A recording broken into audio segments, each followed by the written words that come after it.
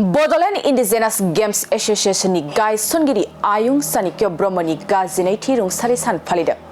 क'क्राझार सहरनि साखाथियाव थानाय आदाबारि गामिनि रुंसारि आयुं सानिक्य ब्रह्मनि मांखरसालियाव बर'ल इंडिजिनियास गेम्स एस'सिएशननि बानजायनायाव दिनै फुंबिलि समाव रुंसारि आयुं सानिक्य ब्रह्म गोसोखां बिगानि लेङाइ आफादगिरि सन्थराम बसुमतारिया बिगानि फिरफिलाखौ बिरहोयो आरो रुंसारि आयुं सानिक्य ब्रह्मनि बिन्दोआव बिबार बावजेनो रुंसारि आयुं सानिक्य ब्रह्मनि अनसुलि बिसि मुस्रिमा रनिबाला ब्रह्म आरो बिफां गायजेनो आदाबारिनि गावबुरा आरो जरहाटनि DIP आर'नि त्रिदिप नन्द बराया।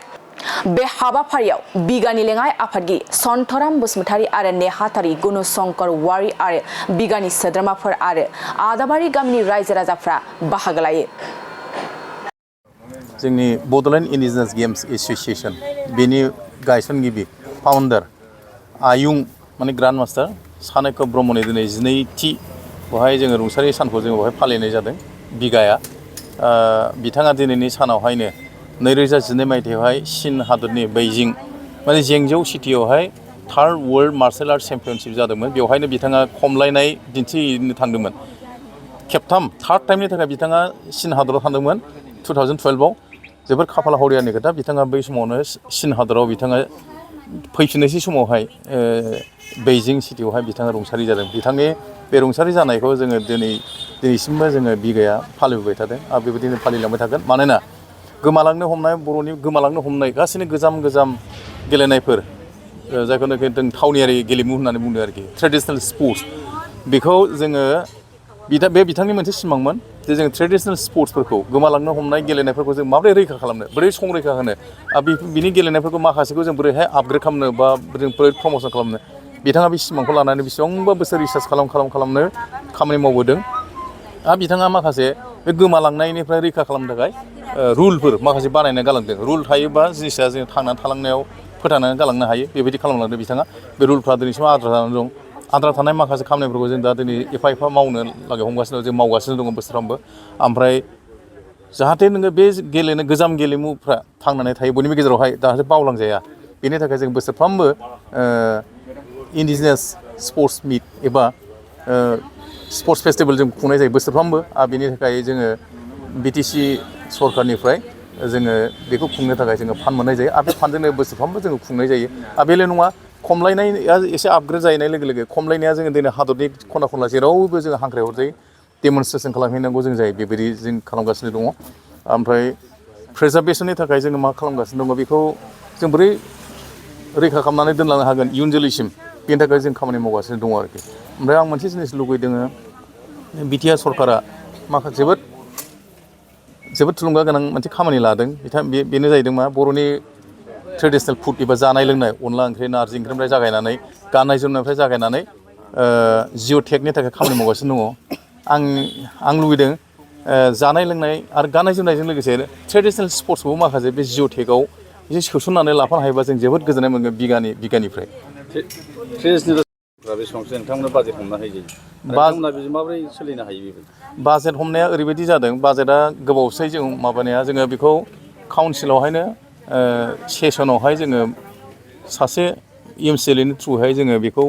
दैखांहोनाय जादोंमोन जे ट्रेडिशनेल स्पर्ट्सनि थाखाय बेखौ प्रिजार्भेसननि थाखाय मोनसे फान्ड माबा खालामनांगौ होननानै। दा बेनि लोगो लोगोनो जोङो बेबायदि मोननो हादों जे एनुवेलि जोङो 10 लाख जोंनो बाजेट हरनाय जायो। बे बाजेटनि थ्रुयै जोङो बोसोरफ्रोमबो बेजोंनो बे 10 लाखनि गेजेरजों जोङो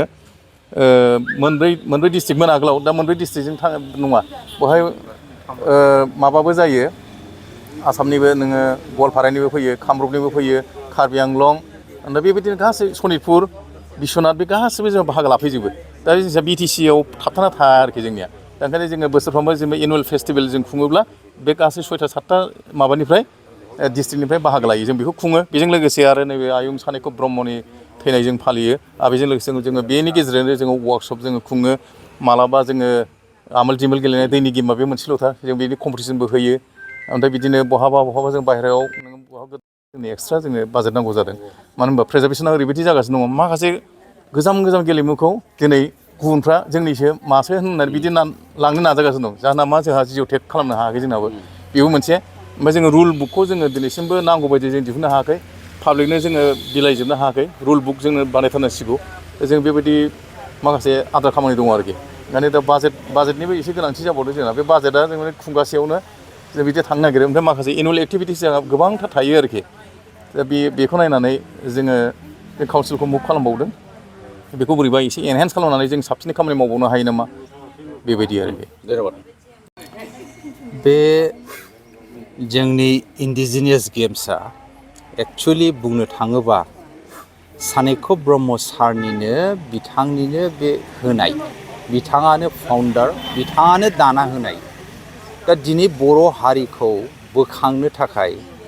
बर' हारिनि गेलेमु स्पर्ट्स इन्डिजिनियास गेम्सखौ बोखांनो थाखाय बिथाङा गोबां रिसार्च खालामदोंमोन दा बुंनो थाङोबा बिथाङा 10निफ्राय 12 बोसोर गाहाम गामि गामि ओनसोलाव थांनानै बे इन्डिजिनियास गेम्स जेरै गिला गेलेनाय बाथा गेलेनाय धप गेलेनाय खिखर गेलेनाय आमोल दिमोल गेलेनाय खमलायनाय बेबादि माने बुंनो थाङोबा जोङो दासिम आइडेन्टिफाइड खालामनाय हिसाबैबा जों गैयाबाबो 42 इन्डिजिनियास गेम्स जों बर'निल' बेखौ जोङो बोखांनो हादों आरो बिनि बे इन्डिजिनियास गेम्सखौ जोङो रुल्स एन्ड रेगुलेसन जोङो बानायगासिनो दं माखासे दाबो जों बानायनो हायाखै दा बिनि गेजेराव खमलायनाय आरो गिला गेलेनायखौ जोङो मडार्न गेम्सआव जों कनभार्ट खालामबाय दा दिनै बे मडार्न गेम्सआव जोङो खमलायनायखौ सायावबो जोङो बेखौ सोसननो हाबाय दा सायाव बेखौ एडप्ट खालामदों एज ए नन रेसिडेन्टेल गेम होननानै इन्डिजिनियास गेम होननानै इगमानि आन्दाराव आरो दा बुस्थुआ जाहैदों दा बावैसो जोंनि बे क'क्राझार सायाव फुटबल आरो काबाड्डिखौ बिनिफ्राय बोखारनो नागिरनायाव जाहा जोंनि मानव गेदेत जोंनि बिटिसिनि चिफ प्रमद बर'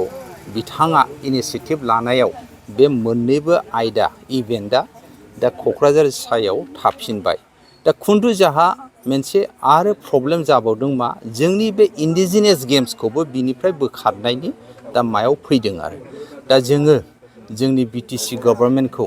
जोङो खावलायो जे बिथांमोनहा जेरै फुटबल आरो काबाड्डिखौ लाखिदों थिग बेबादिनो गोजौ थाखोआव रायलायनानै जोंनि बे बर'नि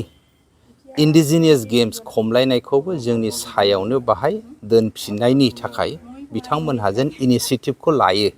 जोङो जोंनि बिगानिफ्राय बर' रायजोनिफ्राय जों खावलायहरदों आरो बिथांनि मुङाव जे रिसार्च सेन्टारा ओरैबादि जाहैदों थारमानि जाहा जिहेतु हाखौ मोनखाबायमोन नाथाय माखासे प्रब्लेम्सआव जोङो बे हाखौ मोननो हायासै दा जोङो हाखौ नागिरगासिनो दं दा जोंना जाहैदों मा सानेक' ब्रह्म इन्डिजिनियास गेम्सनि रिसार्च सेन्टार जेराव जोङो बाहायनो अफिस खालामनो हानाय बाहायनो रिसार्च खालामनो हानाय गुबुन गुबुन जायगानिफ्राय स्टेटनिफ्राय बा इन्टारनेसनेलनिफ्राय फैनाय जाय बर'नि बे इन्डिजिनियास गेम्सखौ रिसार्च खालामनो नागिरनाय बिथांमोनहा जोंनि बे रिसार्च सेन्टाराव फैनानै बेखौ रिसार्चखौ खालामनो हायो दा बिनि थाखाय जोङो इनिसियेटिभखौ लादों आरो आसा खालामो जोंनि गभर्नमेन्टआ बिटिसि गभर्नमेन्टआ बेखौ जाफुंहोगोन होननानै जोङो मिजिंथिदों लोगोसे जाहा नैबे जायगा बे मा होनो बेखौ औवाबारि जेराव थैनायनि बेखौ बिथांखौ फबनाय सानेक' ब्रह्म सारखौ फबनाय जायगायाव जोङो बाहायनो आपातत दा अफिस काम बाहायनो मा होनो बेखौ प्रेयार सेन्टार जायखिजाया जोङो बाहायनो खालामगासिनो दं नाथाय जाहा उसुबिदा जादों माखासे खामानिखौ मावनायाव जायगायाबो फिसा जोङो ओंखायनो नागिरदों दे गभर्नमेन्टआ जोंना बिटिसिआ जेन जोंनो बबेबा मोनसे अफिस खालामनो थाखाय जायगा होनायनि थाखाय आरो लोगोसे नैबे जायगाखौ बिउटिफिकेसन मोनसे सानेक' ब्रह्म सारनिनो स्टेचु बाहाय बानायनाय लोगोसे बाहाय मोजाङै न'खौ बानायनो होनाय वालफोरखौबो मोजाङै होनानै जे बेसे नायथावथाव खालामनो हानाय आरो मोनसे एट्रेक्शन प्लेस जेरै मोनसे टुरिस्ट बा माबा मोनसे बेबादि जायगा सानेक ब्रह्मआ जे बर'नि सासे इन्डिजिनियास गेमनि नङा बिथाङा गुबुन गुबुन आरो मा होनो बेखौ बिभाग बा गुबुन गुबुन माफ्राव बिथाङा इनभल्भ दङमोन साहित्य सभा हक ओरैजाय सिनेमा हक बा माबा माबि गासिबो बिथाङा इनभल्भमेन्ट दङमोन दा बिथांनि कन्ट्रिबिउसनाव जोङो बयबो ज' खौसे जानानै बड'लेण्ड बिटिसि सरकारखौ जोङो खावलायहरो बिथांमोनहा जे नैबे जोंनि फान्ड जि जों मोनदों बे फान्डखौबो जेन एसे इनक्रिज खालामहरो मानो होनबा 10 lakhsआव जोङो डिस्ट्रिक्ट लेभेल खुंनांगौ जायो आरो मा होनो बेखौ स्टेट लेभेल खुंनांगौ जायो नेशनेल लेभेल खुंनांगौ जायो आरो जोङो सेमिनार खुंनांगौ जायो बिभिन्न स्टेटनिफ्राय फैनानै बाहाय मा होनो बेखौ ट्रेनिं लाफैनाय जायो दा बेबादि खामानियाव बे 10 lakhs इज नट साफिसियेन्ट स' वी रिक्वेस्ट जोङो खावलायो जे बिथांमोनहा जोंनि बे फान्डखौ इनक्रिज खालामनानै होनायनि थाखाय खावलायहरनाय जायो आरो जोङो बे जोंनिनो बर'नि बे मोनसे बुंनो थाङोबा इन्डिजिनियास गेम्सआ जोंनि सम्पति बर'नि मोनसे नेरसोन बे नेरसोनखौ जोङो लाखिनांगौ आरो जों जुदि मावाबा गुबुना बेखौ मावनानै होनाय नङा दा ओंखायनो जोङो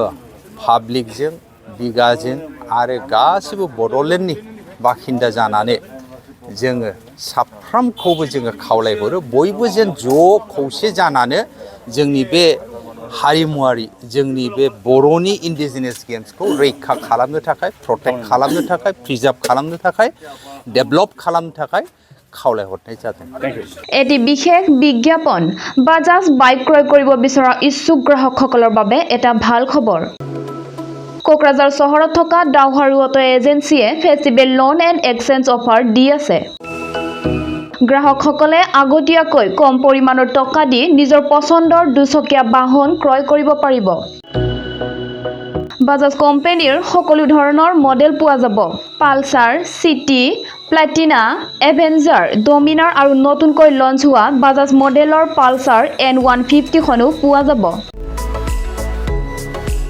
ডাউহাৰু অটো এজেন্সিয়ে গ্ৰাহকসকলৰ বাবে আৰসি ইন্স্যুৰেন্স আদিকে সাঙুৰি 9,999 নিম্নতম পৰিমাণৰ টকা দি দুচকীয়া বাহন ল'ব পাৰিব কোকৰাঝাৰ চহৰত থকা ডাউহাৰু অটো এজেন্সিৰ লগত শোৰুম কাৰিগাঁও ফেষ্টিভ আউটলেট আৰু দতমা ফেষ্টিভ আউটলেট আৰু ভটগাঁও ফেষ্টিভ আউটলেট ব্ৰাঞ্চ শ্বৰুমত আহি আপোনাৰ পছন্দৰ বাজাজ বাইক ল'ব পাৰিব ডাউহাৰু অটো এজেন্সি শ্বৰুমে ভাল অফাৰ গ্ৰাহকসকলৰ বাবে আনিছে তাৰে ভিতৰত 5 লিটাৰ পেট্ৰল ফ্ৰী দুটা হেলমেট ফ্ৰী এচিয়ৰ্ড গিফ্ট প্ৰদান কৰা হ'ব আৰু এক্সচেঞ্জ সুবিধাও এভেইলেবল আছে অধিক জানিবৰ বাবে 6000399187 আৰু 8822018193 ত যোগাযোগ কৰক